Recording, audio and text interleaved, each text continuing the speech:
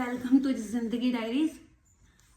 Hello guys, आप लोगों ने सबको कहते हुए सुना होगा, मैंने भी सुना है कि आज आप वहाँ हैं जहाँ आपकी सोच ले आई है, कल वहाँ होंगे जहाँ आप सोचोगे। फिर हम सब ने सुना there is no small room for big dreams.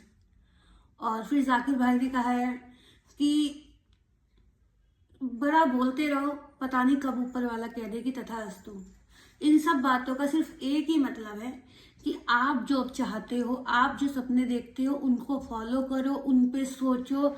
चाहे लोग आपके बारे में कुछ भी बोले, लोग तो बोलते ही रहेंगे, बट चेज योर ड्रीम्स।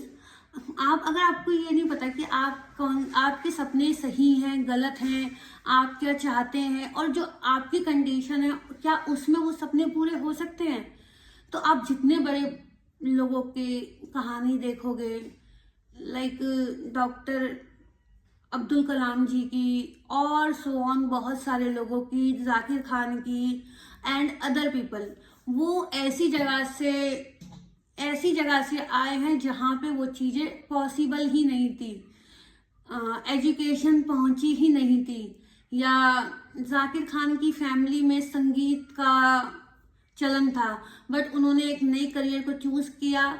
उन्होंने कॉमेडी बने जिन्होंने उन्होंने अपनी कॉमेडी में ही जिंदगी के बारे में बताया है कि कैसे जिंदगी में जीना चाहिए।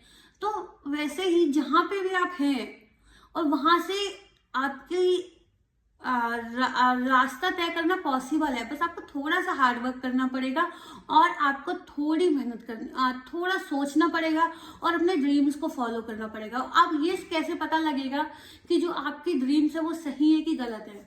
तो आंख बंद कीजिए और ये सोचिए कि अगर सब चीज कांस्टेंट हो तो क्या आप क्या करना चाहते हैं।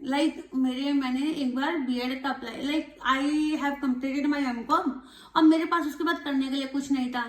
एंड सब लोगों ने कहा कि विजुअली इम्पेयर्ड के लिए पीएचडी करना थोड़ा मुश्किल होता है क्योंकि आपको डाटा एनालिसिस करना है, स्क्रीन पर रिसर्च पेपर पढ़ना है एंड सो ऑन, तो आपके लिए बहुत मुश्किल है। ऐसे ही जब मैं 10th में थी तो लोगों ने कहा कॉमर्स नहीं लेनी चाहिए आपको क्योंकि कॉमर्स पढ़ना is very difficult for the visual impaired, आप आर्ट्स लो।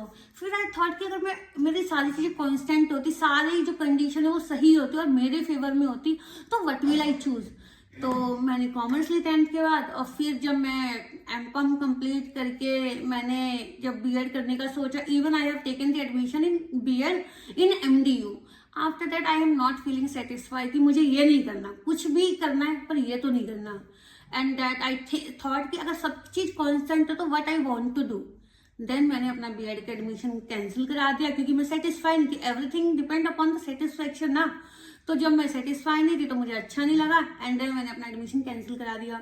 उसके बाद मेरा नेट क्वालिफाई हो गया and today I am here. So अपने ड्रीम्स को फॉलो करो, वो सोचो कि आप क्या बनना चाहते हैं कांस्टेंट होते हुए।